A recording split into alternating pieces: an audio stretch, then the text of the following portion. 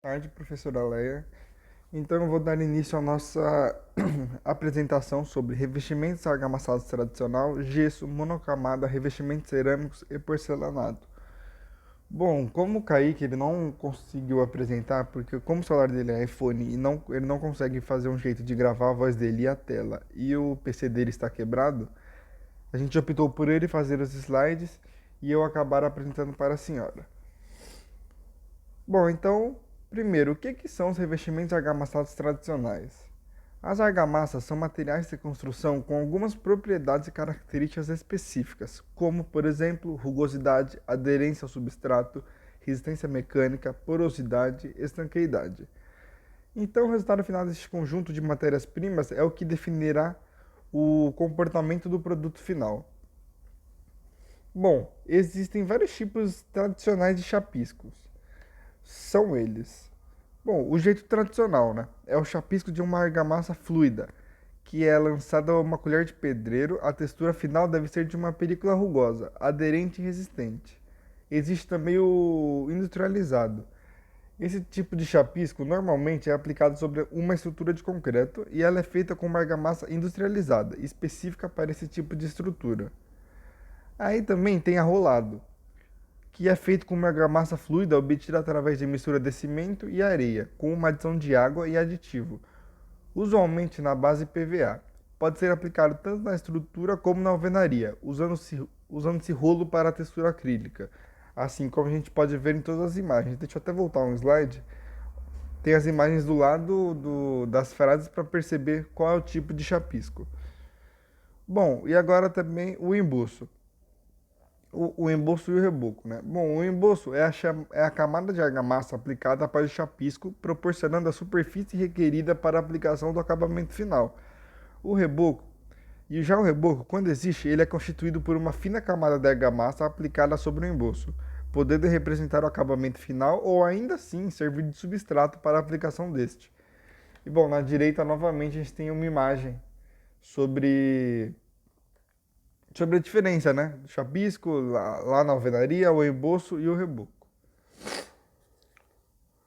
E, bom, o embolso, ele merece uma parte só dele, porque ele pode adquirir alguns tipos de acabamentos em função das camadas posteriores definidas para o revestimento, para o, para o revestimento argamassado.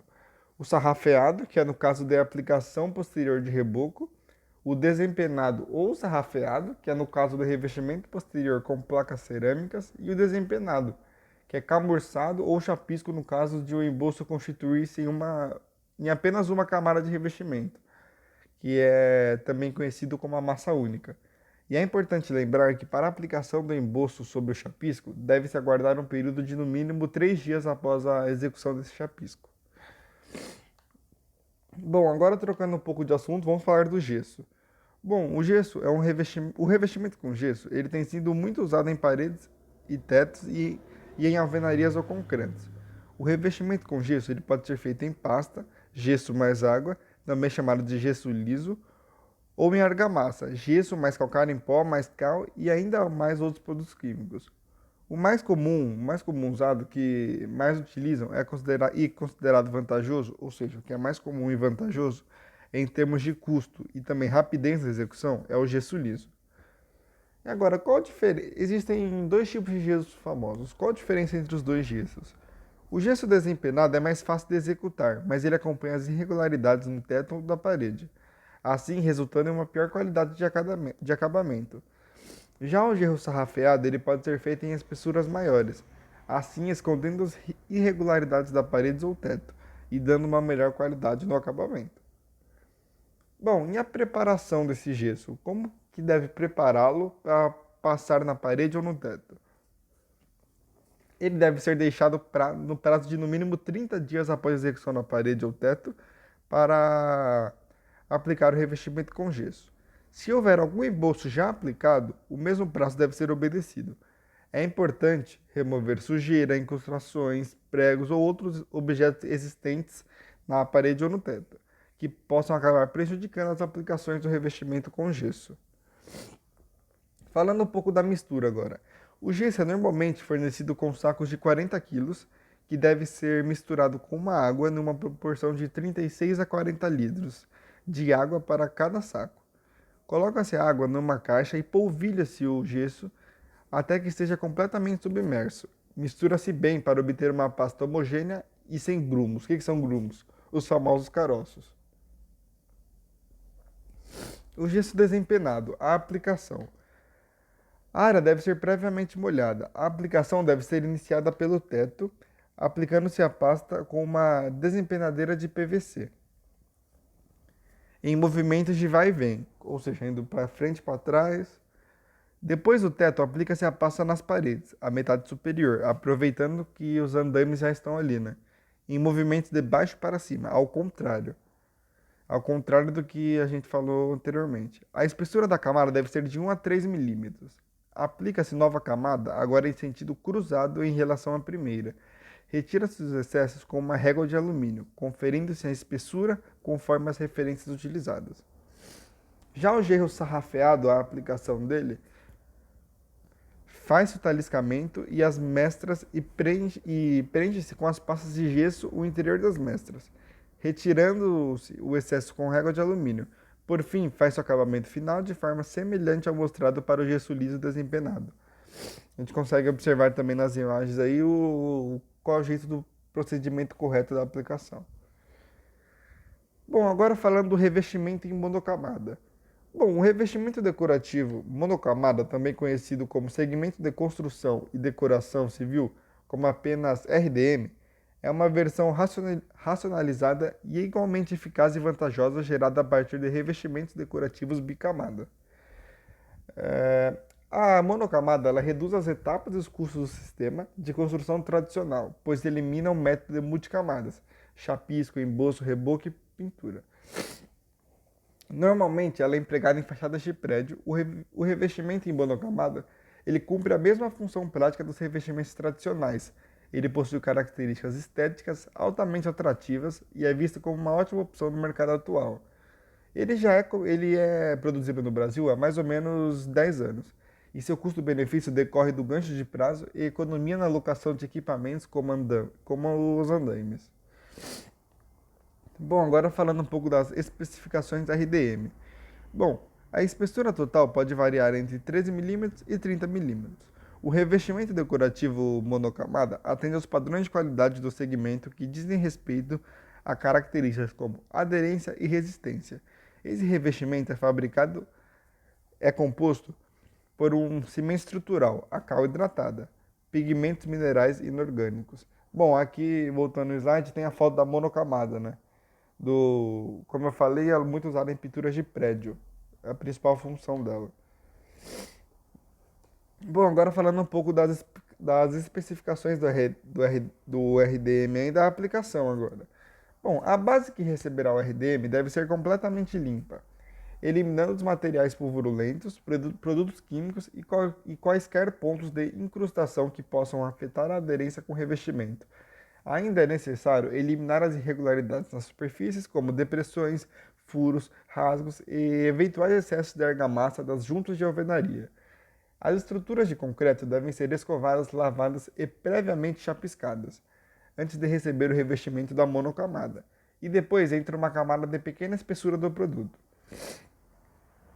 Acabamento superficial pode ser flocado, raspado, alisado ou imitação de travertino. As cores podem virar.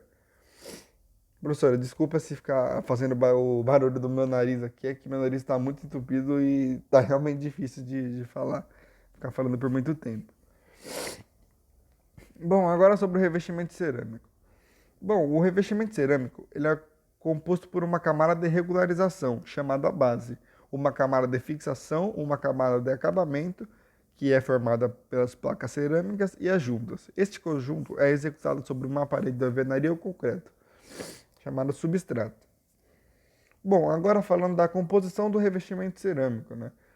No caso do revestimento de pisos, a camada de regularização é a chamada de contrapiso, e o substrato é uma laje de concreto ou um lastro de concreto executado sobre o solo, só quando o pavimento é térreo. Bom, a camada de regularização ou base, ela é executada sobre o substrato, parede de alvenaria ou concreto, ou laje ou lastro, e tem como função tornar a superfície regular, ou seja, aprumada e nivelada. Outra função importante da base é servir de amortecedor entre as diferenças de movimentação entre o substrato e o revestimento cerâmico. Bom, e a camada de regularização, a base, compõe-se de chapisco e emboço, que é uma atribuição do pedreiro, como já foi visto anteriormente. Portanto, o ladrilheiro vai entrar após o pedreiro ter terminado esse trabalho. E é somente sobre o trabalho do ladrilheiro que falaremos aqui. Falaremos aqui nessa parte de revestimento cerâmico, agora é a aplicação. Bom, 12 passos simples para simples mais ou menos, né? Mas os passos que tem que ser seguido para aplicar o revestimento cerâmico. O primeiro e mais óbvio, não molha a cerâmica. Segundo, retira o engobo. O que são engobo? Os caroços. Terceiro, verificação do revestimento e paginação. Quarto, mistura da argamassa. 5. Aplicação da argamassa na base. 6. Formações dos cordões paralelos. 7. A dupla camada. 8. Placas com garras no tardós. 9. Assentando as peças, que é realizar o assentamento. 10. O teste de aderência. 11. Limpeza das juntas. 12. Limpeza final. Se seguir esses passos, fica mais tranquilo e acaba sendo muito difícil cometer erros na hora da aplicação do revestimento cerâmico, na hora do assentamento, né? E bom, agora vamos falar só do porcelanato. O porcelanato ele também é um tipo de revestimento cerâmico, né? Mas vamos falar só dele um pouquinho. Bom, na direita aí, como você pode observar, também tem uma foto do porcelanato. E bom, o porcelanato ele é um tipo de revestimento cerâmico e ele se diferencia de outras opções por conta do seu processo de fabricação, que acaba utilizando matérias-primas nobres e alta temperatura para a composição da sua massa. Além disso, ele tem baixa absorção de água e alta durabilidade. A sua produção ela é realizada a partir de uma mistura de argilas, feldspatos, quartzos e outros. Essa massa é submetida a uma temperatura de incríveis acima de 1200 graus Celsius, que resulta em uma peça rígida, homogênea e compacta, com um corte totalmente reto. Bom, aqui temos três principais tipos de porcelanato, como a foto embaixo, né? O porcelanato polido, o porcelanato esmaltado e o porcelanato acetinado. Só que eu acredito que desses, ainda assim, o mais comum é o porcelanato polido, principalmente para pisos. Bom, porcelanato, aplicação. Tendo em vista que o porcelanato é um material com baixo poder de absorção, ou seja, resistente à água, é importante que ele seja assentado apenas com a argamassa indicada para porcelanato. Além disso, deve ser observado o local da instalação. Obviamente, né? Ambientes internos ou externos e o grau de umidade. A escolha do rejunte também demanda uma atenção especial. Afinal, esses cuidados acabam sendo essenciais para que o assentamento seja feito de forma correta e duradoura. Bom, aqui do lado a gente tem uma foto, né, da aplicação do porcelanato no chão, como piso. Bom, esse foi o nosso trabalho, professor. Como eu já falei, o Kaique não conseguiu apresentar. O PC dele estava quebrado e o iPhone dele não estava conseguindo gravar. Então a gente optou por ele fazer os slides e eu realizar a apresentação para a senhora. Muito obrigado pela atenção.